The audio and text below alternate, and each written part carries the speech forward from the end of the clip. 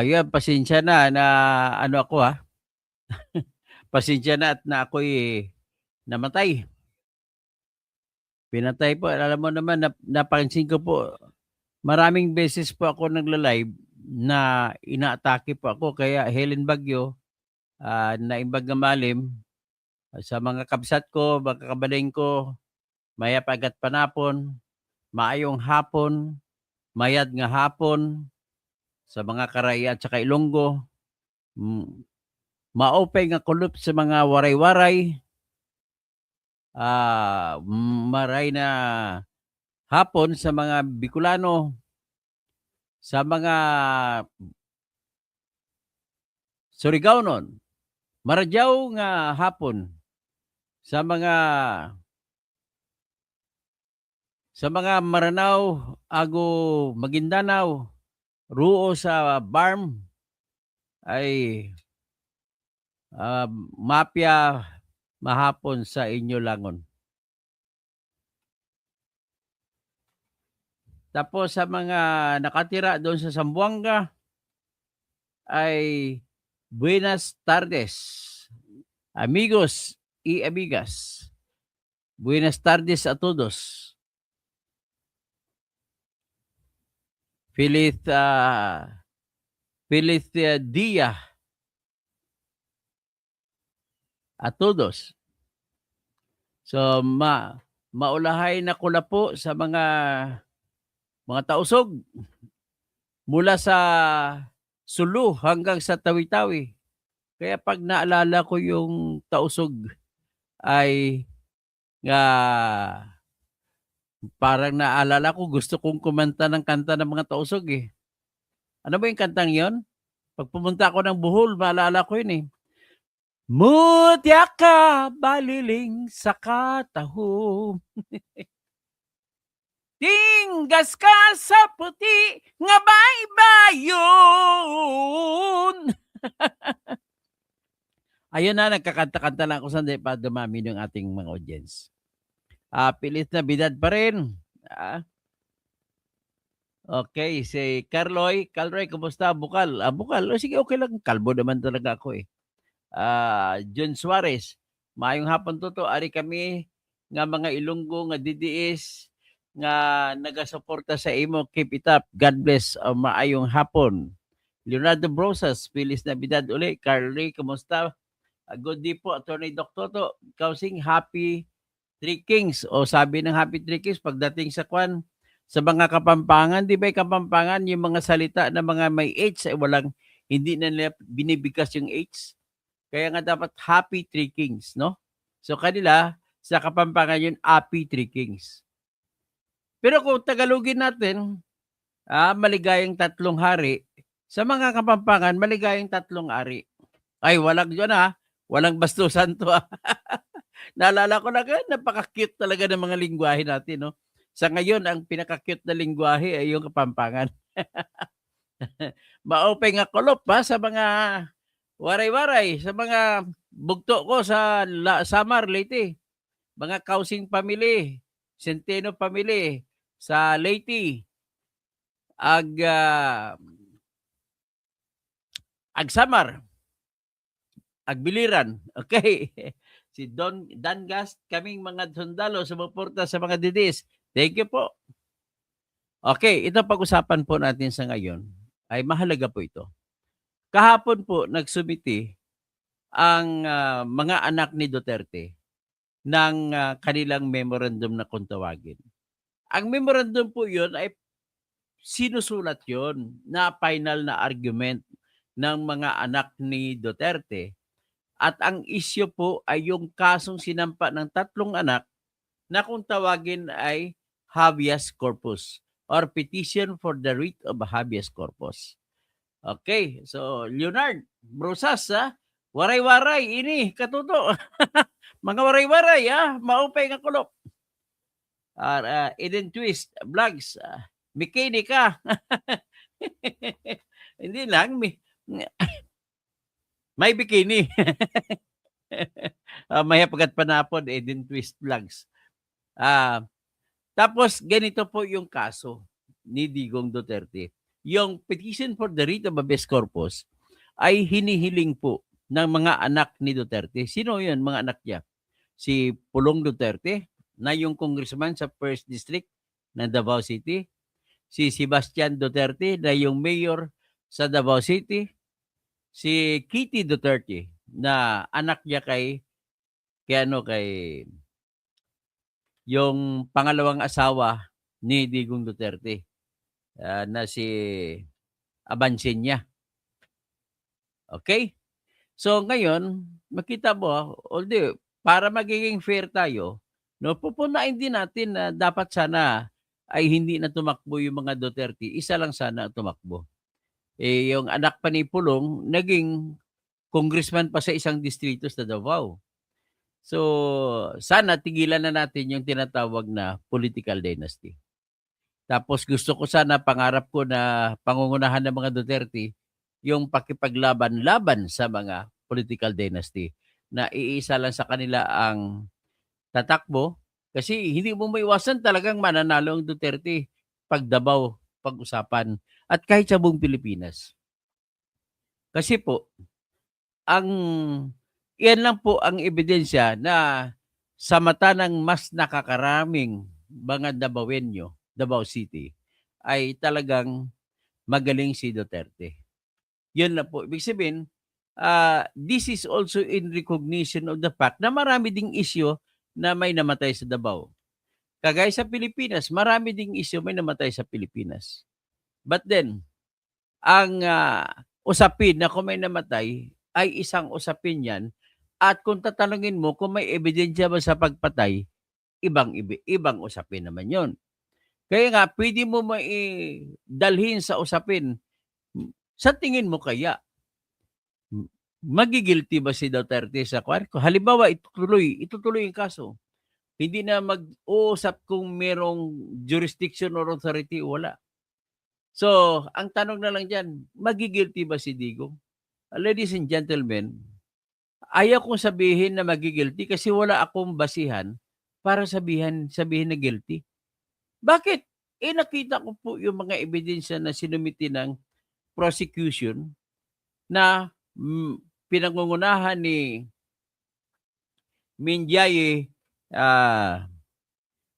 Deputy Prosecutor.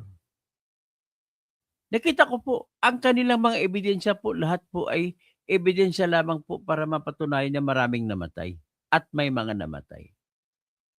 Pero sa tanong na yan ay, although pwede nating aminin, marami talagang namatay. Ako nga, sa totoo lang, very fair naman ako. May tiwala naman, naniwala ako na marami dyan sa namatay dyan na parang sabihin mo na si Duterte nagpapatay. Kaya lang ang tanong, may ebidensya ba tayo? So, ibig sabihin, iba yung paniniwala, iba yung may ebidensya ka. So, pagdating sa sinabi ng mga prosecution, ang mga ebidensya nila, kung inisa-isa ko yung incriminating evidence nila, ibig sabihin po ng incriminating ay yung ebidensya na matatalo si Duterte sa kaso. Meron silang 1,000 na ebidensya, 990 plus na ebidensya na na kontra sa na magsasabi na guilty si Duterte. Ngayon, obligado kasi ang prosecution sa International Criminal Court na huwag nyo itago ang ebidensya na pabor kay Duterte. Kaya nagsumiti rin sila ng ibang ebidensya na pabor kay Duterte. Alam mo ilan yon? 300 plus na evidence na pinigay ng sinuko ng prosecution sa International Criminal Court pabor kay Duterte.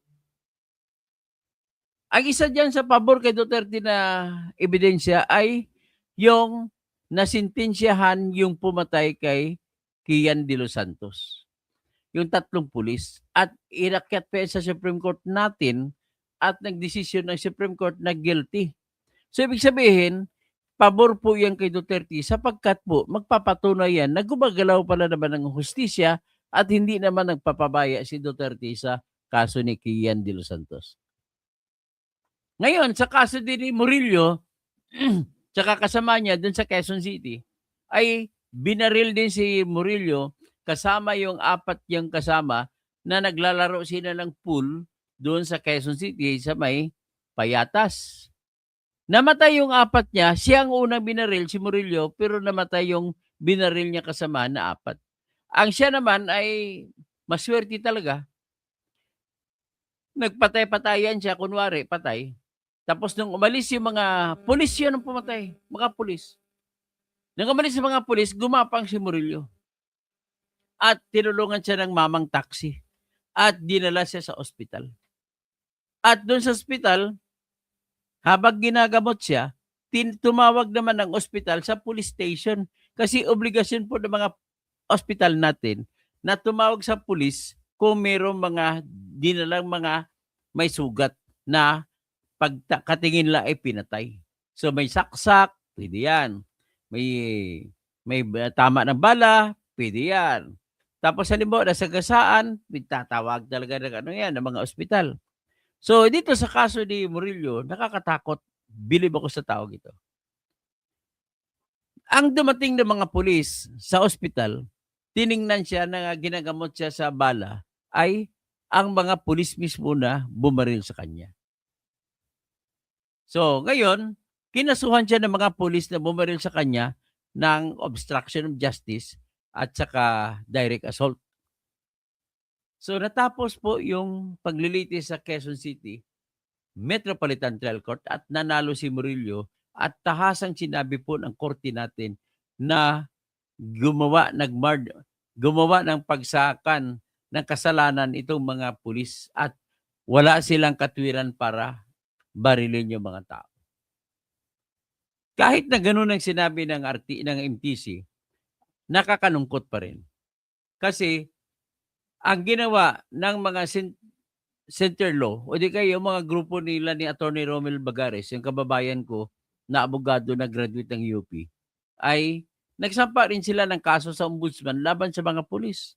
Ang problema, yung ombudsman natin, binasura ang kaso sapagkat ang katwiran nila wala po raw ebidensya si Murillo para sabihin na pumatay lang mga ito.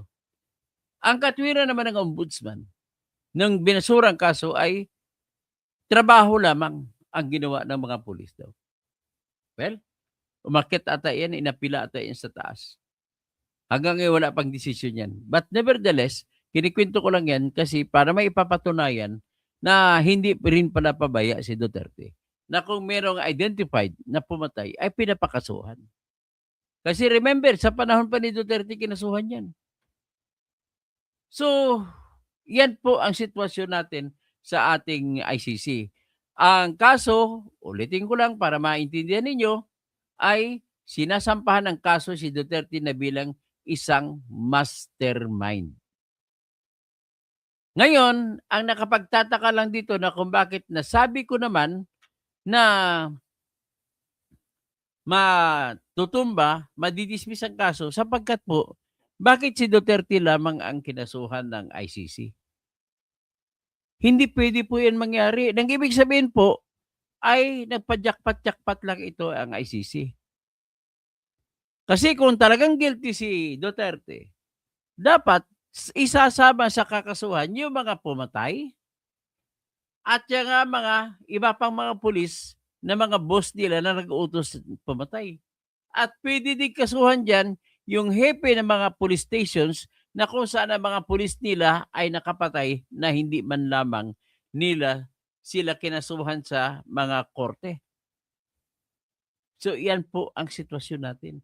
Nevertheless, I am confident na wala ni isa sa mga yan na pinatay ay wala dyan pwede magkaroon ng ebidensya na inutos ni Duterte na patayin mga yan ng basta-basta lamang. Tandaan mo po, sa aking pag-aaral po, pagsasaliksik, sa mga kasong nadidesisyonan na ng International Criminal Court, sa kaso ni Intaganda, sa kaso ni Ongwen, sila po ay inamin nila na may pinatay na hindi dapat patayin. At because of that pag-amin, ay nasintensyan sila sa tinatag na being mastermind. Inamin naman kasi nila na yung may pinatay. Pero hindi nila dinepensa na yung pumatay, na yung pagpatay na yun ay may dahilan. Hindi kagaya dito kay Duterte, nakikita ko na ang gagawin ni Attorney Kaufman. Alright, inamin na namin yan. Ganun na kasimple pag ako ang abogado eh. Your Honors, there should be no problem and we should move fast. In order for us to move fast, Mr. Duterte is admitting the existence of 6,000 deaths. O yan, gano'n lang. Para hindi na maging issue kung may patay ba o wala. Ngayon, kung maamin na ni Duterte na may patay o wala, next question, paano i-connect si Duterte doon? Sa ebidensya na sinuri ko na sinumiti ng prosecutor, wala po silang ebidensya na magpapatunay na si Duterte ay siya mismo nag-utos na papatay mga yun. Pero pag titingnan mo naman sa iyan po sa tukhang, tingnan naman natin po yung sa Davao, na kung saan ang testigo dyan si Arturo Las Cañas na dating pulis na tauhan niya at saka si Edgar Batubato. Sinabi, kinuwento ni Las Cañas at saka ni Batubato na may mga patayan na nangyari na siya daw inutusan ni Duterte. Kagaya yung may isa-cite ko yung kay John Pala na reporter. Ay sinasabi ni Las Cañas na inutusan siya ni Duterte na patayin si John Pala. At marami sila dyan. Kaya lang, ladies and gentlemen, pagdating po sa mga kaso na gano'n, hindi po sapat, maaring sapat o maaring hindi sapat ang testimonya ng tao para gamitin na ikukonvict ng isang tao sa salang pamamatay ng tao. Ang tanong diyan, sapat na ba yung salita ni Matubato at saka ni Las Cañas para sabihin mo totoo ang sinasabi nila? Kung ako tanungin mo, hindi po magiging sapat, kailangan may ebidensya. Anong mga ebidensya idadagdag diyan? Tandaan niyo po, nalaman naman natin sa report, may mga listahan ng mga pinatay sa Davao. Ayon kay Las Cañas, kasama niya yan si John Pala. May mga pinatay dyan. Kaya lang, ang problema natin is, kailangan din patunayan kung sinong aktual na inutusan na pumatay. Ngayon, pag si Las Cañas o si Matubato magtitistigo, kami pong pumatay, inutusan niyo pa kami. Sa tingin niyo ba, tanggap na ba yan? Na ebidensya? Ang sagot ko dyan, kailangan pa rin ng ibang suporta para mapatunayan na sila nga ang pumatay. Next, kailangan na patunayan na yung mga taong binabanggit nila ay patay nga. So paano yan? Bubuksan, huhukayin. Ang problema sa paghukay, wala nang nakikita. So halimbawa, magsalita si Matubato at saka si Las Cañas na may pinatay sila, magbigay sila ng pangalan. Hindi na makita ang buto. Wala rin. Dismissed din ang kaso. Yan po ang kaisipan ng isang abogado na trial lawyer. So ngayon, dito tayo dadako ngayon sa sinampa na, kasi hinuli, tandaan ninyo, noong March 11, hinuli si Duterte. Nila ni Nicolas Torre, siya pa nga nagbasa ng Miranda rights. Kasama niya dyan si Romel Marbil, General. Kasama niya dyan si Gibo Teodoro, na secretary hanggang ngayon ng Department of Defense, National Defense. Kasama rin dyan si Eduardo Año, na bata ni Duterte na nag-rider kay Duterte. Siya pa kasama sa pagplano paano arestuin si Duterte. So, traitor itong taga-Cagayan de Oro na ito si Eduardo Año. Pagkatapos, kasama rin dyan po si Marcos Lacanilaw, na siyang binigyan ngayon sa na pwesto na hepe ng Land Transportation Office. So, nakasama rin diyan si BBM, inamin niya na rin. So, in other words, dinala nila si Duterte sa The Hague. Madaling araw, no? Alas 12 ng gabi. Hinuli nila alas 11 ng umaga sa NAIA. nung umuwi si Duterte galing Hong Kong. So, ang problema lang, napakabagal gumalaw ng mga abogado ni Duterte. Hindi kagaya sa akin na kung ako gumawa ng petition, mabilis yun. So, ang ginawa nila, nagsampa sila ng petition for certiorari. Si Attorney Israel Tutorion, 5:00 na sila nag-file. So, nagpatawag nag-in-bank hearing nga yung Supreme Court. Kaya lang, nung magpapalabas ng decision Supreme Court, hindi nila alam kung nailipad na nga si Duterte sa dihig. So, ang tawag nila diyan ay parang moot and academic na.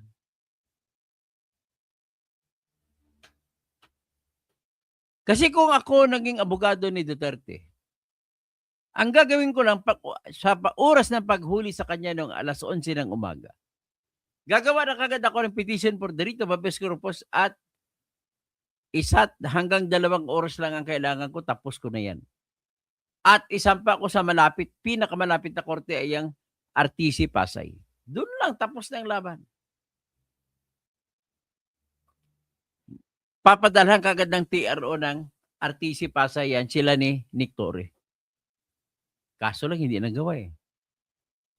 So, ang matawag ko lang, hindi ko naman mapagdududahan ang pagiging tapat nila kay Duterte. Ang masasabi ko lamang ay, pwede ko sabihin, mga bobo rin abogado ni Duterte. So ngayon, ang tanong na ngayon, kasi nag-file din sila ng petition at dadagdagan niya ng petition for the writ of habeas corpus na sinampa naman ng 3 anak ni Duterte. Ano po yan, para maintindihan ninyo, ano po ba yan yung petition for the writ of habeas corpus? Kapag ang petition na writ of habeas corpus ay sinampa, ang pwedeng sumampa niyan ay kahit sinong tao para sa taong nakulong, para sa taong hinuhuli, para sa taong inaaresto. Dahil sa walang chance na makapagsampa ng petition ang hinuhuli, binibigyan mismo sadya ng ating batas ang sinumang tao na kaibigan niya na pwedeng magsampa ng kaso para sa taong hinuhuli. Kaya dito po, kinabukasan na nagsampa ng petition for habeas corpus. Ang ibang kinampa na late na. At tapos si Attorney Harry Roque naman, nagsampa rin siya para kay Kitty Duterte. Ang kanyang naging client dyan si Kitty Duterte. Ang sinampa niya ay hindi lamang habeas corpus, kundi kasama na ang certiorari. So, ibig sabihin po, sabihin ko lang sa inyo, ang habeas corpus po, sinasampa yan kung ang hangad ng nagsampa ng kaso ay palayain yung hinuli. Ngayon, ano maging aksyon ng korte kapag sinampa mo yan? Anong laman yan? Iniinforma ko sa korte na si Duterte ay hinuli ni Nicolas Torre at mga kasama niya. Nandun sila sa NAIA at dinala sa Villamor Air Base at hanggang ngayon sa Villamor Air Base at hindi namin alam kung anong gagawin, saan dadalhin, kung ikukulong ka agad at wala pong indikasyon na pumunta sila sa korte. So ngayon, hinihiling ko sa korte kung saan man nakakasampa itong habeas corpus na palabasan kaagad ng utos kung sino man ang may hawak kay Duterte na dalhin siya dito sa korte mismo at alamin kung ano ang katwiran, bakit siya hinuli. Ganun lamang po kasimple. Ganun lang kasimple ang habeas corpus. Hindi pa nagawa. So nevertheless, nagsampa rin sila pero late na. Sa gana naman ni Attorney Harry Roque, sigurista siya kasi ang issue ni Harry Roque, mukhang hindi na pwede ang habeas corpus. Kasi ang pakay po ng habeas corpus ay papalabasin ang taong nakulong. Paano pa ngayon mapapatupad ang tao na papalabasin sa kulungan kung nandun siya sa dihig? Yan ang tanong ni Harry Roque sa kanyang isipan. Kaya dinugtungan niya ng gaya ng ginagawa ko rin. Yung may isang judge diyan sa Agusan. Agusan lang para malaking agusan. Hindi natin malaman kung sa Kabadbaran, kung sa Butuan, kung sa Bayugan. Ha? Yan. May korte dyan sa Agusan na may judge yan na piling magaling, piling hari. Akalain mo ba naman na walang hearing, pinalabasan niya ng contempt order, pinapabilanggo niya mga tao. Oh. Ngayon, ang ginawa naman namin yan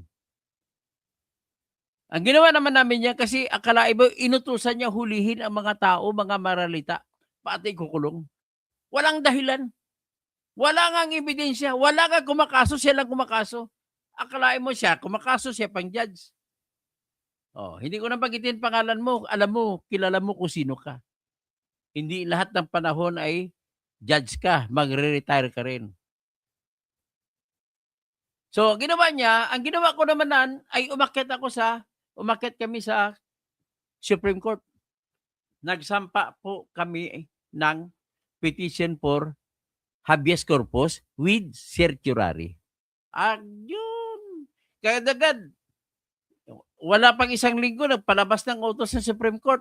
Inutusan yung judge, huwag mo hulihin ang mga tao na sinintensyan mo. Ganon kabilis. Ganon po, sapagkat ay nandito pa naman sa nagtatago lang sa Butuan, hindi na niya mahuli. At andyan naman, hindi naman dinala sa dihig yung mga tao dyan sa Agusan. Kinikwento ko lamang ito para maintindihan ninyo kung ano ang habeas corpus. Ngayon, sa gana ni Duterte, hindi na natin siya may pabalik. Andun siya sa dihig eh. So anong ang tanong ng mga basic na tanong ng Supreme Court? Pinapasumiti ng final argument. Ang tawag ko dyan sa memorandum is final argument.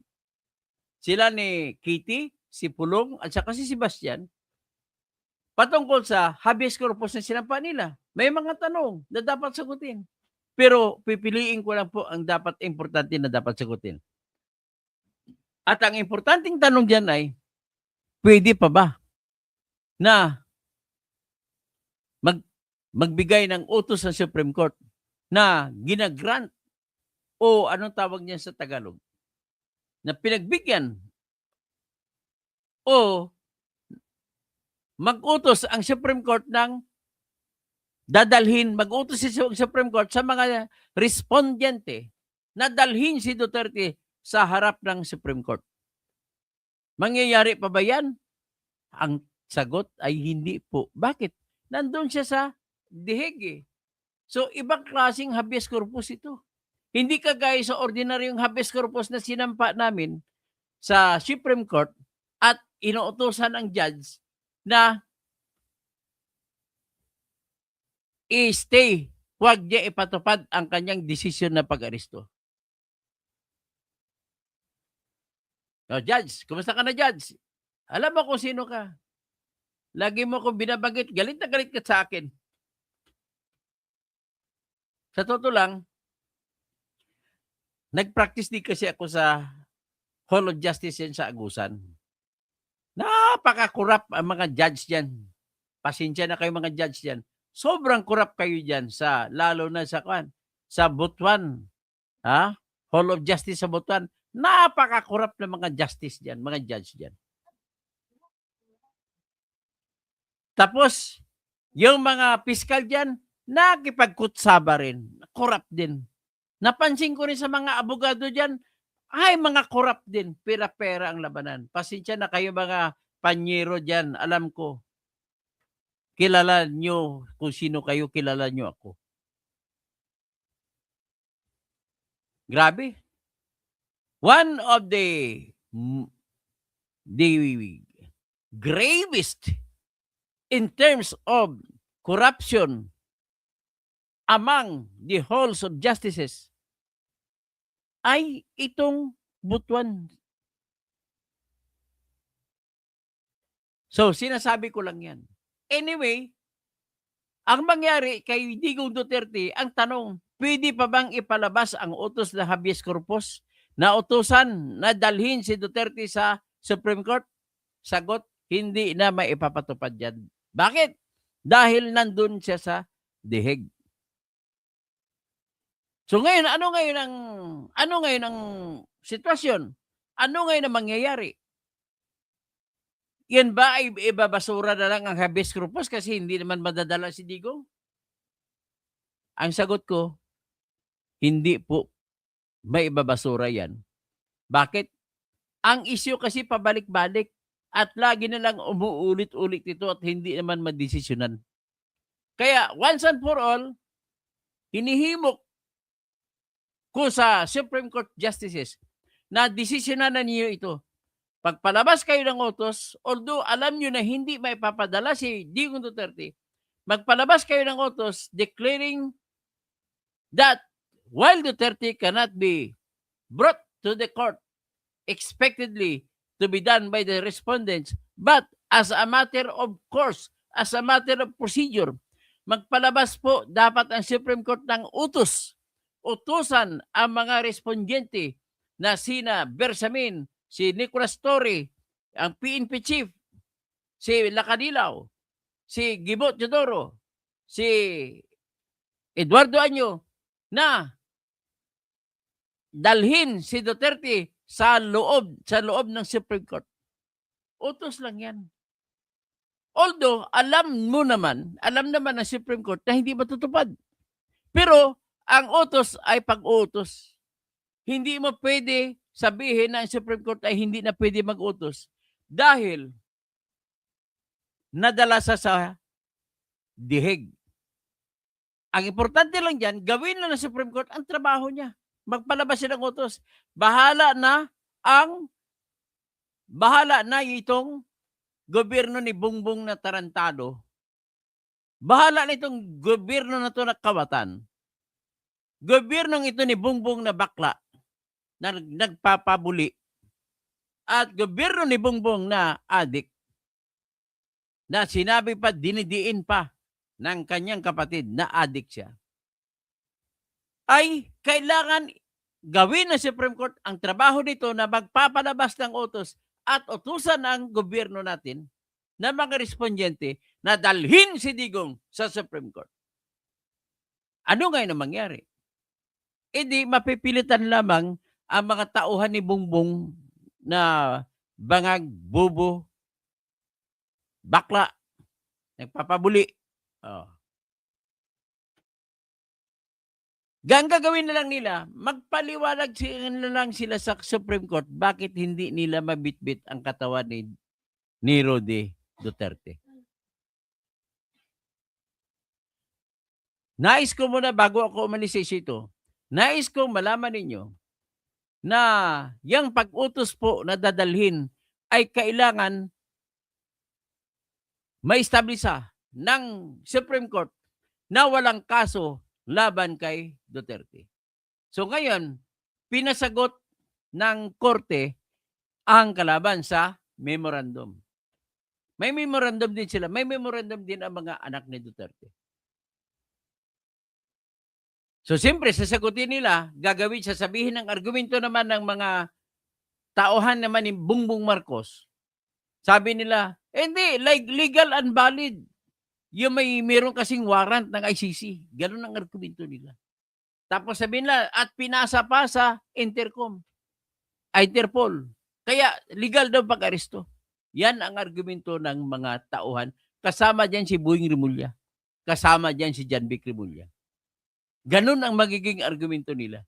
Ngayon, base naman sa napakinggan ko na laging binabanggit ni Boying Rimulya na, pasensya ka na Boying, I find you dumb in terms of law. Pagkukuha ka uli ng bar exam, di ka na makapasa. Sinasabi niya, ginagamit niya dahilan na legal daw yung pagpapadala kay Digong Duterte sa diheg kasi nakalagay down sa Section 17, Republic Act 9851. Ang sagot ko dyan, mali po yan, mali. Bakit po? Nakalagay po sa Section 17 na pwede ibigay ng Pilipinas si Duterte doon sa ICC, may kondisyon. Number 1 condition, kung kasapi pa ang Pilipinas ng ICC at merong kasunduan sa gitna ng Pilipinas at saka ICC. The fact na hindi na kasapi, winidraw na, hindi na siya pwede mag-apply. So, with that, tumba na naman argumento lang. Wala talaga akong dahilan makikita. Wala akong makikitang dahilan para suportahan ko ang argumento nila ni Boying Rimulya. Baliktarin mo man ang konstitusyon natin. Hindi pwede masuportahan ng Section 17 ang ginawa nila na pagpalipad kay Duterte sa dihig.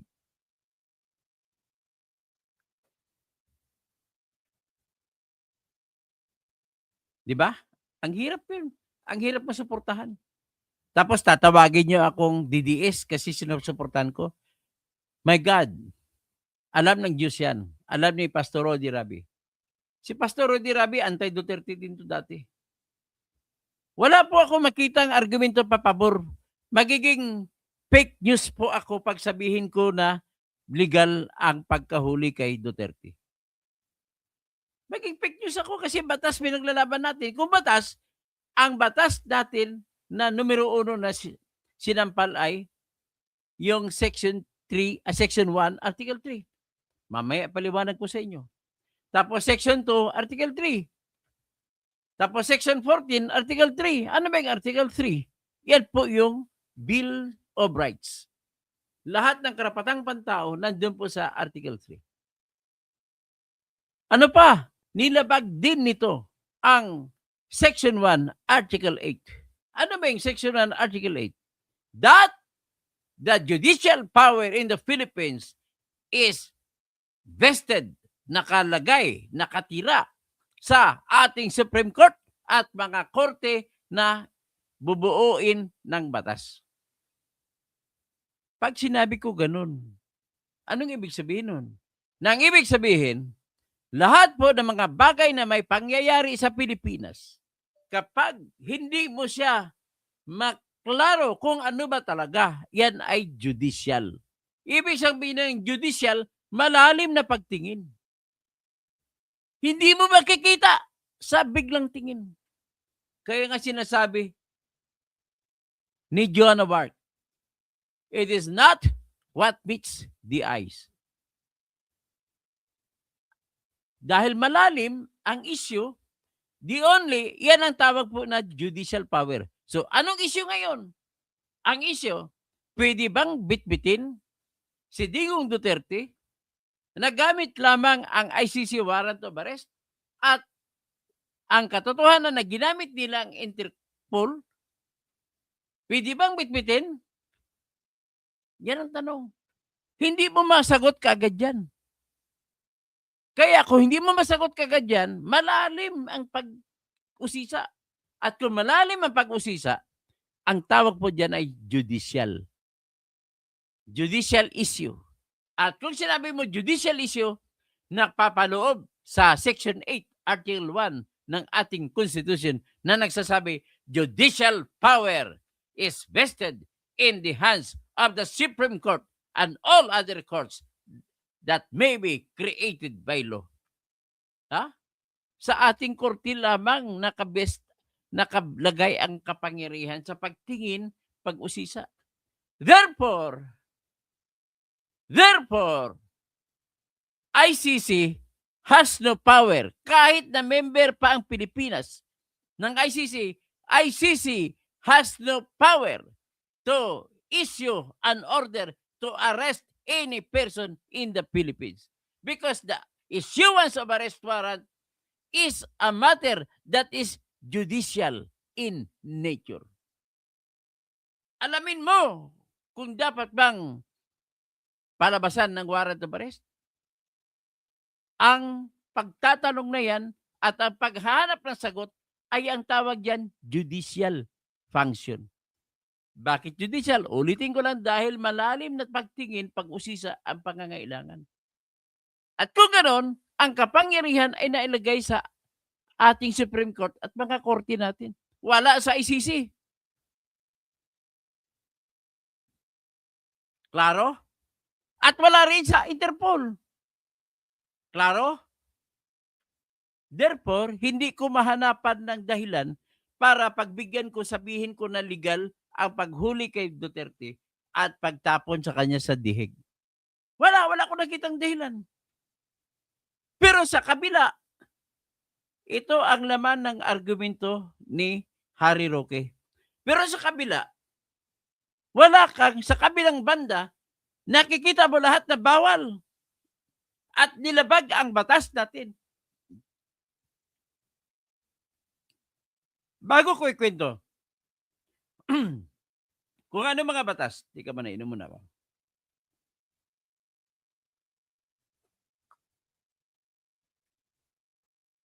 Bago ko ikwento kung ano mga batas natin na nalabag,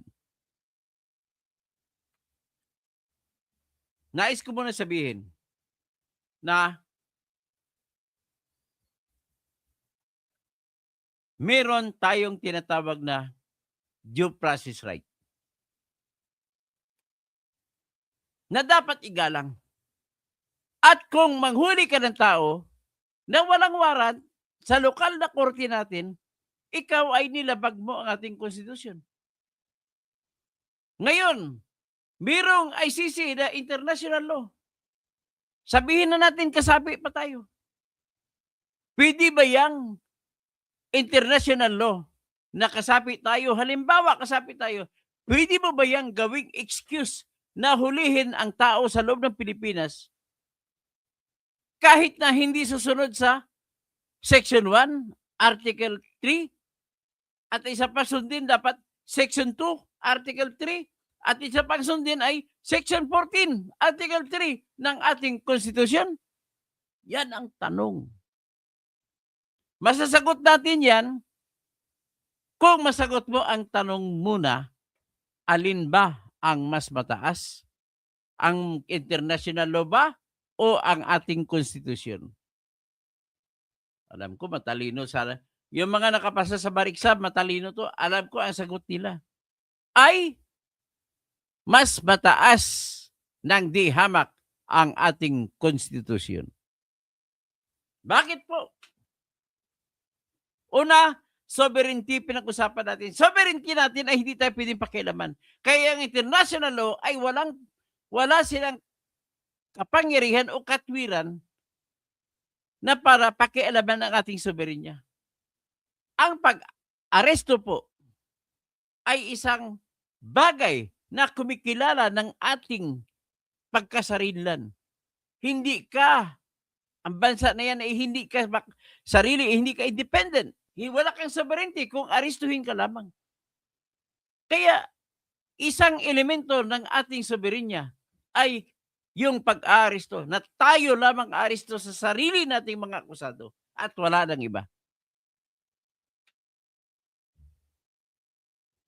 At mas mataas po ang konstitusyon sapagkat ito po, ang pinag-usapan natin ay ang bagay sa loob ng Pilipinas lamang. At sino ba ang gumawa ng batas ng konstitusyon? Hindi mga tao na bumubuto-buto kung yes or no at nanalo yung yes sa panahon ng 1987. At ang international law, ayon po sa incorporation clause ng ating konstitusyon mismo, ay kapantay lamang ang batas na ginawa ng Kongreso. Ganon po yun ang kanyang kapantay. Therefore, hindi pa siya pwede tumaas pa sa konstitusyon.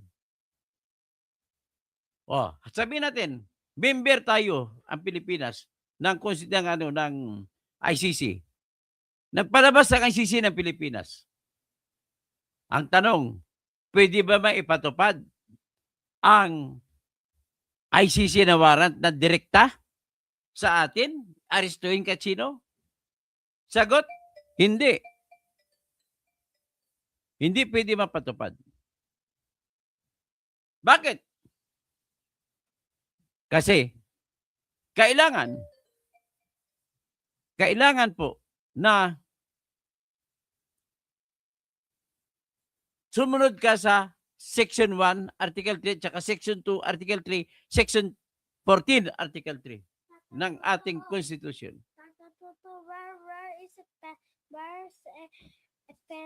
Where's a tape? Go tape. You ask. So, yan po ang problema. May isa pa na nilabag. Ang binanggit ko kanina, yung Section 1, Article 8. Yung Section 1, Article 3 ay nagsuutos, no person shall be deprived of life, liberty, or property without due process of law, nor any person shall be denied the equal protection of the laws. So, may proseso ba ng batas kung ICC na ang pag-usapan dito sa Pilipinas? Wala. Kasi sa labas ng Pilipinas naman sila nagproseso. Tapos sa Section 2, ano sinasabi sa Section 2? No warrant of arrest shall issue against any person except upon probable cause to be determined personally by the judge. After examination under oath, the complainant and the witnesses that the complainant may produce, and particularly describing the place to be searched and the things or persons to be seized. Pag person seized, arrested yun.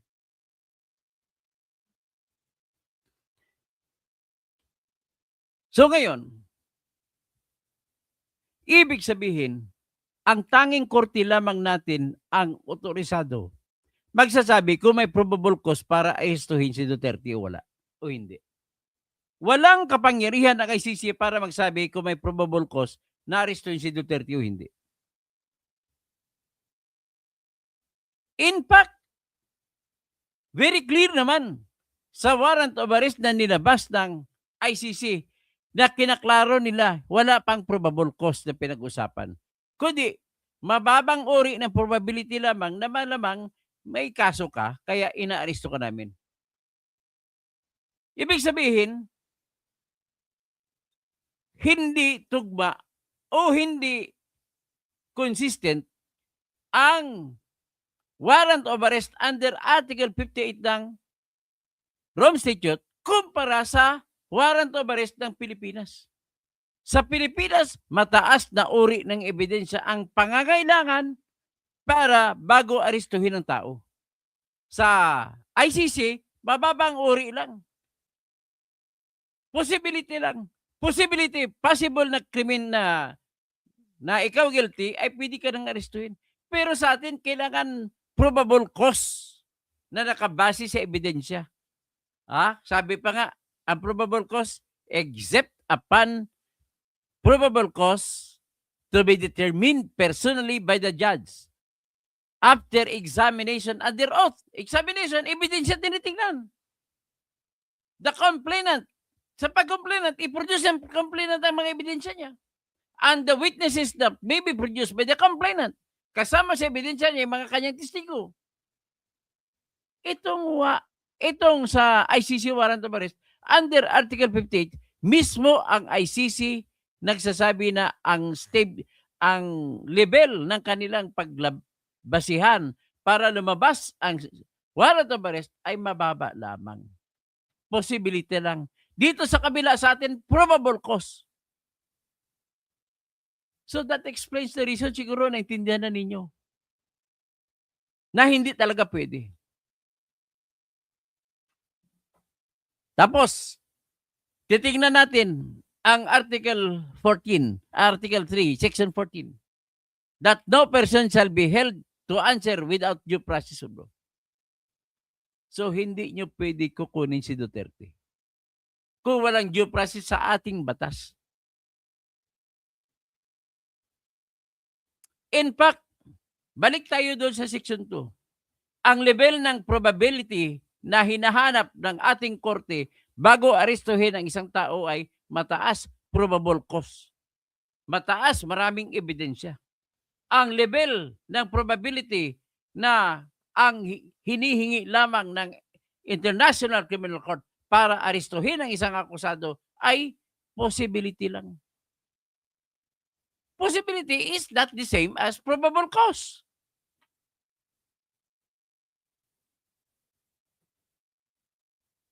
So ngayon, naintindihan na, gusto ko nakinig dito ang mga kapwa ko na mga aral sa batas, yung mga abogado.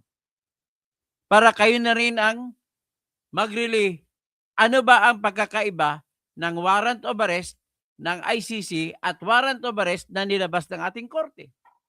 Ang warrant of arrest na nilabas ng ating korte ay nakabase po sa ebidensya na matindi, na sapat ka na pwedeng ikulong o isentensyahan kung hindi ka makapagdepensa. Dito, sa warrant of arrest na nilalabas ng International Criminal Court ay hindi sapat ang ebidensya para ikaw ay sentensyahan kung hindi ka magdepensa. Kaya nga nag-utos pa sila na may next procedure pa sila na kailangan dumaan sa confirmation of charges. Sa Pilipinas, wala pong tinatawag na confirmation of charges. Ang proseso sa Pilipinas, magsampa ng reklamo sa prosecutor's office, titingnan ng prosecutor's office kung may probable cause o wala, isumiti sa korte. At ang korte, ang final magsasabi kung talagang may probable cause o wala. Base sa ebidensya na nakalap o naisumiti sa prosecutor's office natin. Sa kabila naman, sa International Criminal Court, malalaman mo lamang kung may probable cause kung pag magsagawa na ng tinatawag na confirmation of charges. Doon lamang maglalatag ng ebidensya ang prosecutor. Kung malakas ang ebidensya laban sa akusado, sasabihin ngayon ng pre-trial chamber ng mga judges, may ebidensya nga. O sige, litis tayo. Ganun.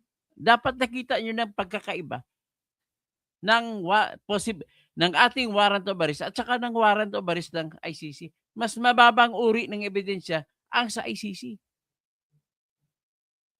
So, after explaining those, talagang makikita mo na sasabihin ngayon ng abogado ni Kitty Duterte, papunta din sa Supreme Court, hindi pwede mamamayani ang warrant of arrest ng ICC, kaya kidnapping yun. Kaya hindi mo pwedeng igalang ang warrant of arrest ng ICC. Okay? Yan Yan po ay base po yan sa batas. Kaya mga walang alam sa batas, makinig na lang kayo, wag na kayo mag-argumento. Alam ko na makikita ko to, marami nag-argumento. Akala na may alam sa batas. So, ang pag-apat, nabanggit ko na kanina na dahilan kung bakit hindi pwede sila makialam sa Pilipinas kasi ang kapangyarihan sa paghusga, pag-usisa ay nakalagay mismo sa kamay ng ating Supreme Court at ibang pa mga korte na gagawin o buuin sa ating bansa.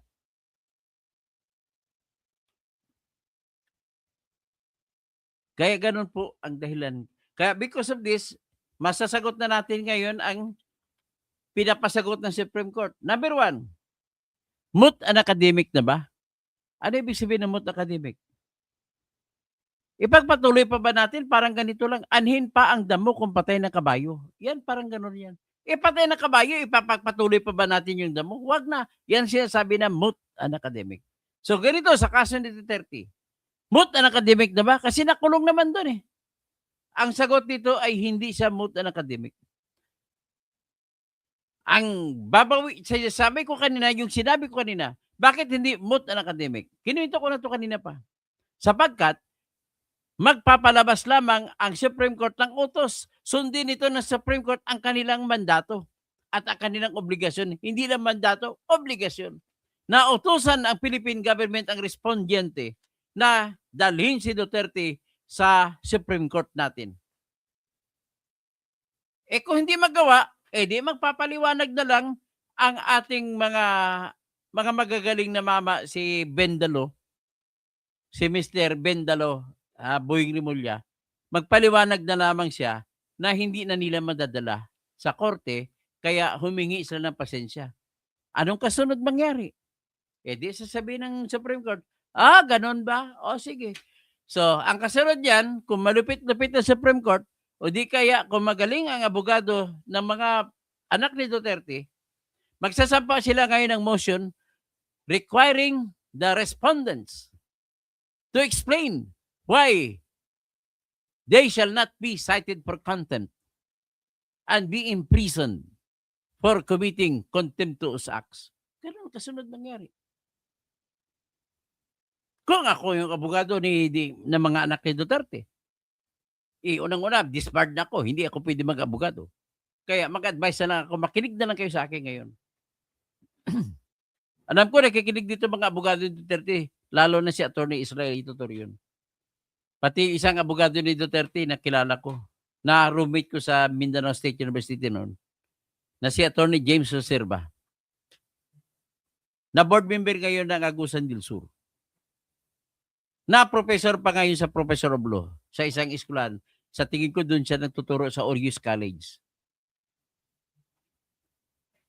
Alam mo naman, mga produktong emisyon, mga magagaling. Mas magaling pa sa UP. Magalit ka mga taga-UP.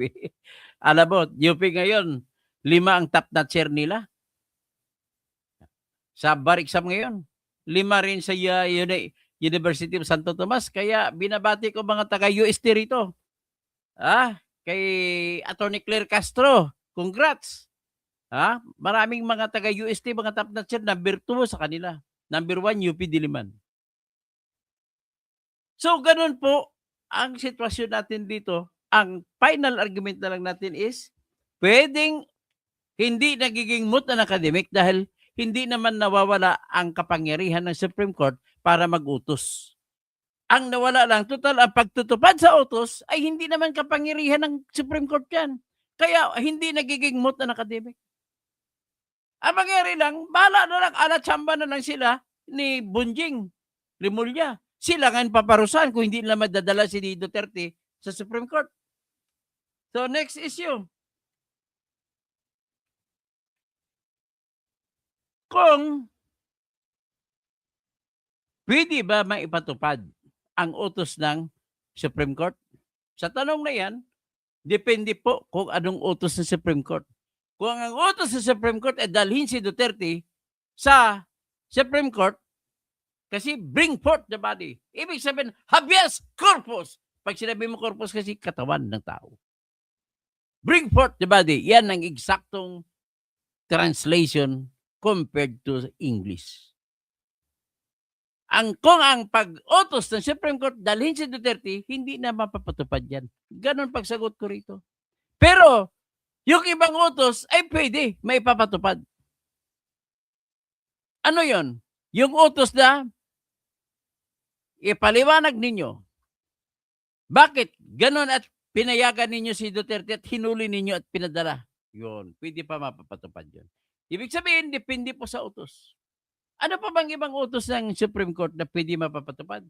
Sapagkat merong kasama na certiorari.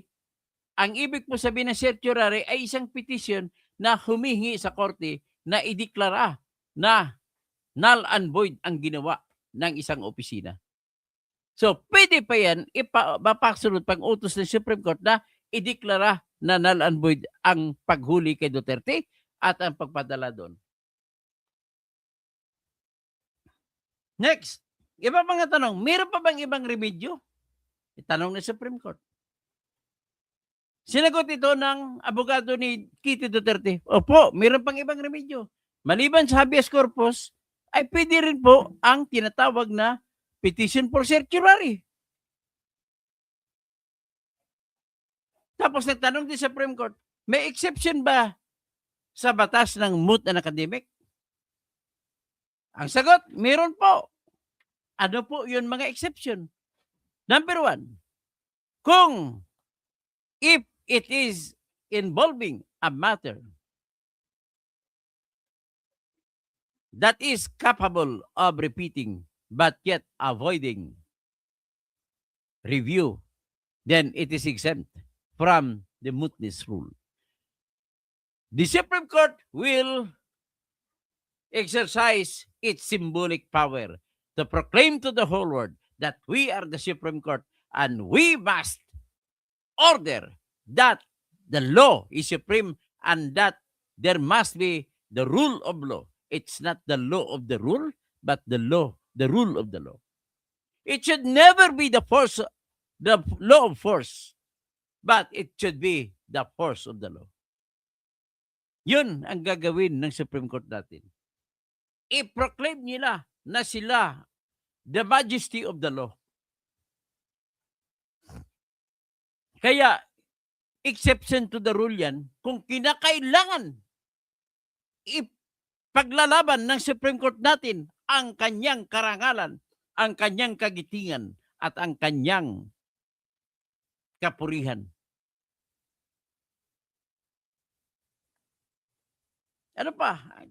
May sagot ito. Ano bang epekto ng withdrawal daw? Natanong Supreme Court, anong epekto ng withdrawal na pag-withdraw ng Pilipinas sa ICC doon sa batas na Republic Act 9851? Sagot, ang epekto ng pag-withdraw ay pwede mo sabihin wala rin, hindi na mag-epekto. Bakit? Kasi pag tiningnan mo ang Republic Act 9851, nag-uutos siya sa Section 17 na ang Pilipinas ay may kapangyarihan sa pag-imbestiga, paglilitis, at paghuhusga sa mga kaso kagaya ng crime against humanity. Kasama dyan po ang war crimes. Kasama rin ang genocide. Ano ibig sabihin ng mga genocide na sakop ng ating batas na Republic Act 951? Halimbawa, nag-away ang tribo-tribo. Itong tribong isa ng mamayani, gusto niya patayin ang lahat ng kabilang tribo. That is genocide. And it is not permitted. And it is punished under Republic Act 951. Ano pag ibang krimen dyan? War crimes. May gira sa gitna ng NPA at saka military natin. O di kaya sa gitna ng Iminilip o Rimailip at military natin. Bawal na bawal po na kapag nagapi mo na ang iyong kalaban, pasukuin mo, gagawin mo lang siya, alagaan mo, at tawagin mo lang na prisoner of war. Hindi mo siya pwede patayin. Yan ang war crimes pag pinatay mo. O di kaya torture mo. Bawal na bawal. Yan po ang war crimes. Ano naman ang isa na nakalagay sa Republic Act 951? Ito pong crime against humanity, yung krimen na karumaldumal. At pinaparusahan din sa ating batas na 9851. So, ang tanong ngayon, kung ano ang epekto ng pag-atras ng Pilipinas mula sa ICC? Sagot, wala rin. Kasi kung andito pa rin tayo sa ICC, pwede na rin natin panindigan ang ating batas, ang mamayani, kung paano lilitisin ang mga nagkasala sa salang crime against humanity, genocide, at war crimes. After all, kahit titignan mo sa punto de vista ng ICC, ay hindi kami makikialam kasi may complementarity rule. Kung ang bansa kung saan naganap ang krimen ay kaya naman pala nilang litisin ang kanilang akusado, hindi makialam ang ICC. Kaya wala ring epekto. Kung mag-withdraw ang Pilipinas mula sa ICC, kung ihahambing mo, kung pag-usapan natin ang Republic Act 9851. Ang sunod na tanong, nalabag ba ang complementarity rule ng international law sa sitwasyon na ito? Hindi. In fact, nakalagay po kasi sa Republic Act 9851 na kapag nag-imbestiga na ang ibang bansa o ang International Criminal Court sa bagay ng example kay Duterte case, nag-imbestiga na kasi ang ICC, so kasi huda member pang Pilipinas o hindi ng ICC, pwedeng bumitiw ang Pilipinas o mag-waiver. Hayaan na lang ang ICC. Pero hindi ito pwede gumawa ang Pilipinas na tutulungan mo pa yung ICC. Hindi. Pero kung kasapi ang Pilipinas ng ICC at gumawa ng crime against humanity sa Pilipinas, may choice ang Pilipinas. Pwedeng dito lilitisin sa Pilipinas at pwede ring ipasa doon sa ICC. Ours is the choice. Tayo ang may karapatan mamili. Pero ang problema, naging presidente na si BBM. Kung talagang dalisay ang gusto niya mangyari na katarungan para sa lahat ng mga namatay sa tukhang, dapat siya na ang nanguna. Sila na ni Boying Rimulya. Dapat inutusan niya si Boying Rimulya na mag-imbestiga at kasuhan sila ni Bato dito sa Pilipinas. Kasuhan sila ni Duterte dito sa Pilipinas. Kasuhan sila ni Albayalde. Sila ni Romeo Caramat. Sila ni Royena Garba. Sila ni Delberto Leonardo. Pati si Dibold Sinas. Bakit hindi mo ginawa? Obligasyon natin yan. Bakit mo pinaumbaya sa ICC? Isa lang ang ibig sabihin. Gusto mo matanggal ang mga Duterte dito para ang sunod mong kandidato sa 2028 ay mananalo. Yan lang naman ang rason dyan. O, kasunod na tanong. Yung Article 1 to 7 ba, paragraph 2 ng International Criminal Court, ay mayroon ba tayong obligasyon pa rin? Yan ang tanong ng Supreme Court natin. Ang sagot ko dyan, wala na tayong obligasyon dyan. Bakit? Ito po ang sagot. Ano pang obligasyon natin dyan na dahil sa pagkawala, hindi na tayo kasapi sa ICC, ay hindi na pwede magsampa ng kaso ang Office of the Prosecutor ng ICC laban kay Digong dahil hindi na tayo member ng ICC. Nakasaad po sa Article 12, Paragraph 2 at Article 13, Paragraph C na pwede lamang magsampa ng kaso kay Duterte kung kasapi pa ang Pilipinas ng ICC. At kung hindi siya kasapi, wala na.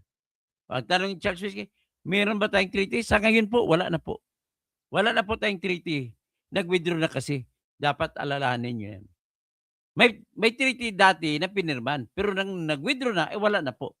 Ganon po yun. So next question ng Supreme Court.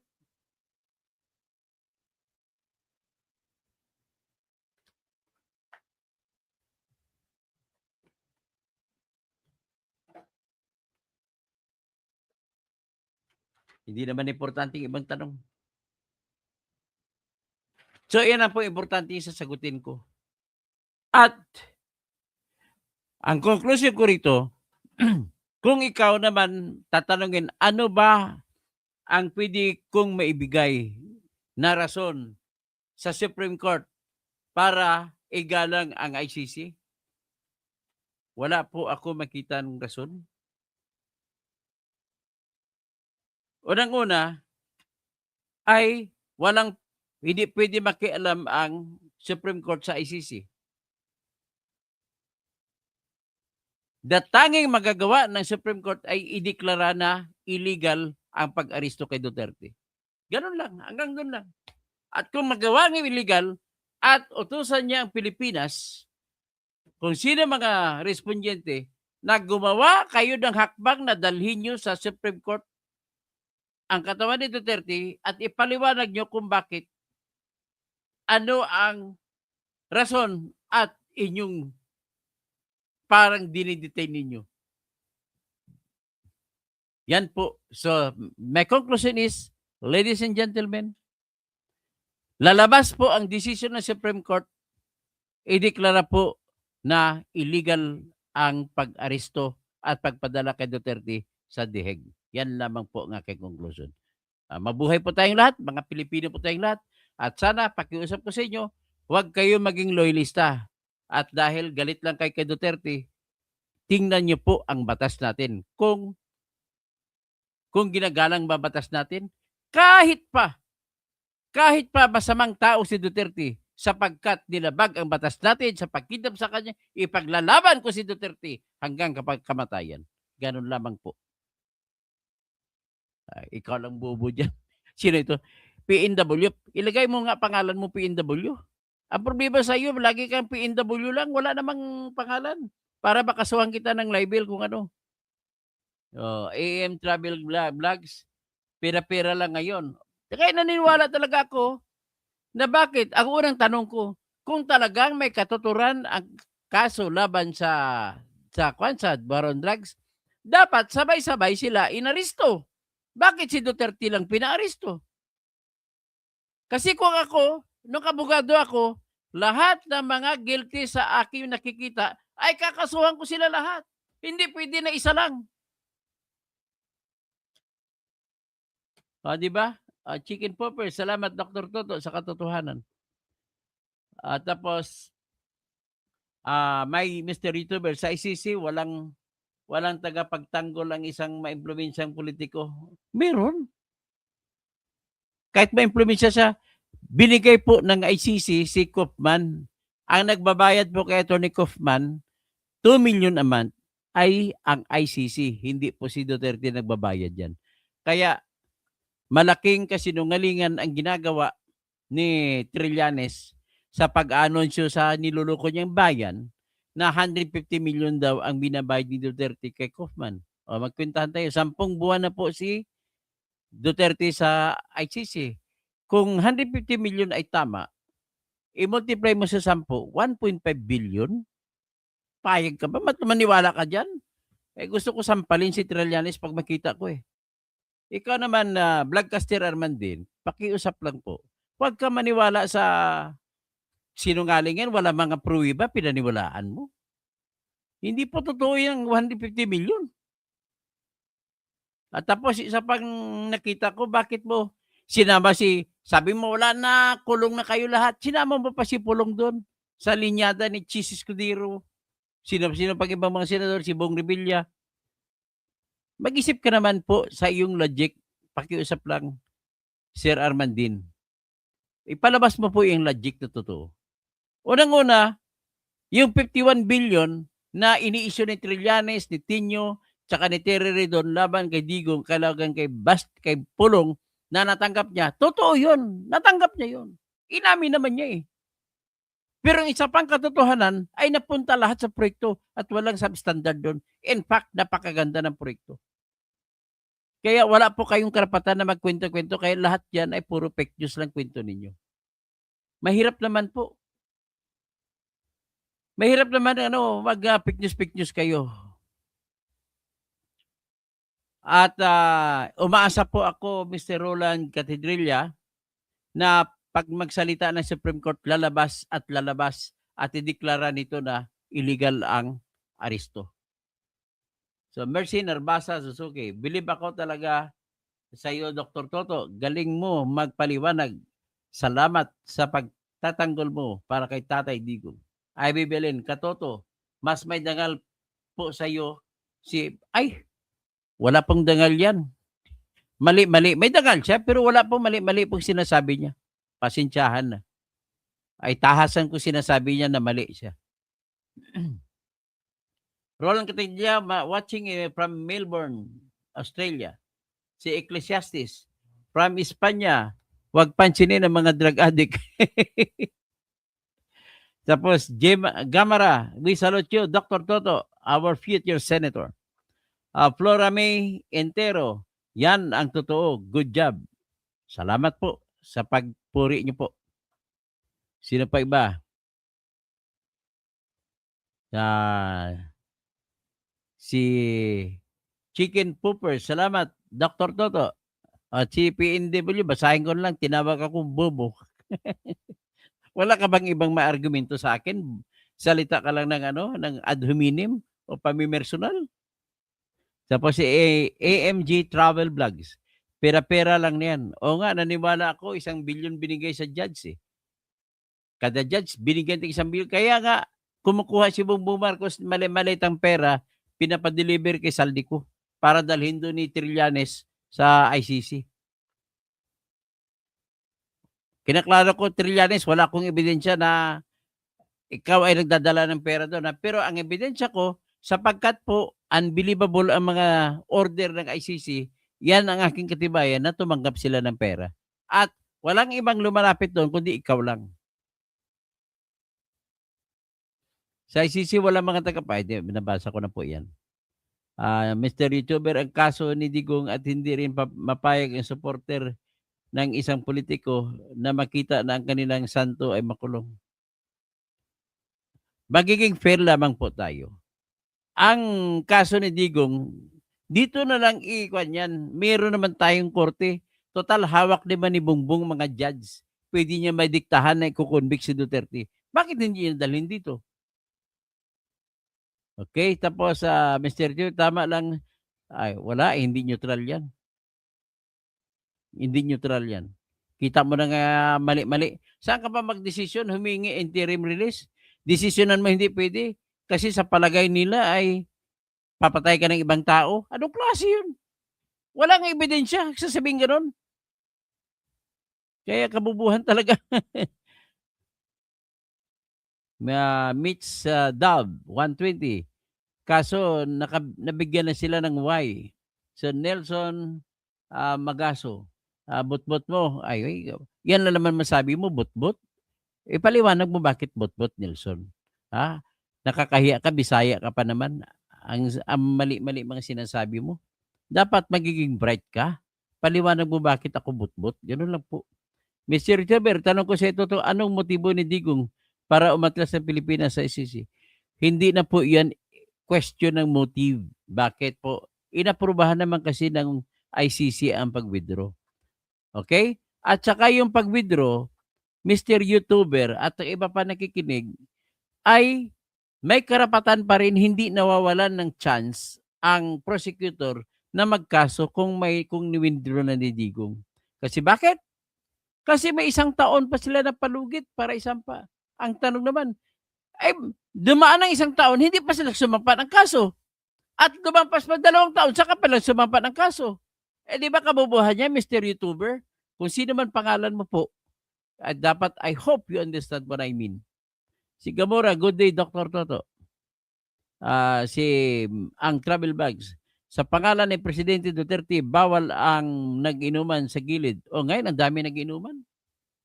Sa totoo lang, ang dami-dami ngayon mga nagbibigayan, no? Pinapag-grab lang ang drugs. Yan po ang nangyayari ngayon. Sabi ni Romel Bengson, keep safe. May imbag na imbag na malim. Tapos si soothing and meditation, PM, pwede rin kasi bend the law. Romel Bengson na imbag na malim. Edwin Ban, Supreme Court yan, bubu. Ay, yan na ba masasabi mo? Edwin Bon? Dapat mag-argumento kayo. Matuto po kayo mag-argumento kaya para magiging maunlad naman ang bansa natin kasi nagkakaroon kayo ng mga matalinong pag-iisip. Kapag ang sabilita mo bubo, kalbo, hindi po kayo nag-isip at wala po kayo natutunan. Kayo po ay isang bubo lang. Hanggang bubo lang ganun. Kayo pang bubo, hindi ako. Simply Rock. Kailan po magmatinong gobyerno nangyari? Ay, kapag ang lahat ng mga bubo dito na nagtutrol sa akin ay hindi na maging bubo, yan, titino ng gobyerno natin. So, AMG Travel Vlog. Sa panahon ng panungkulan ng Presidente Duterte, naging matino ang mga gagong Pilipino. Sa totoo lang, wala mga congressman na nagnanakaw. Kukunti lang, yung talagang malapit-lapit lang kay Digong, yun lang nagnakaw. Darating ang panahon, masusulat sa kasaysayan ng Pinas ang mga naaresto kay ang mga umaristo kay Duterte. So, hanggang diyan lang muna at masyado na tayong 1 minute and 21 seconds, minutes, 1 hour and 21 minutes. Pasensya na po, napakahaba na po natin. Cassandra Day, Susan Diaz, good job, Dr. Emmanuel Chan. Easy, mayroon pong jurisdiction, Emmanuel Chan. Huwag ka magmaniwala dyan. You follow me, you believe in me kasi alam ko yung batas. Huwag ka maniwala sa mga kwento-kwento dyan, okay? Ganyan lang po.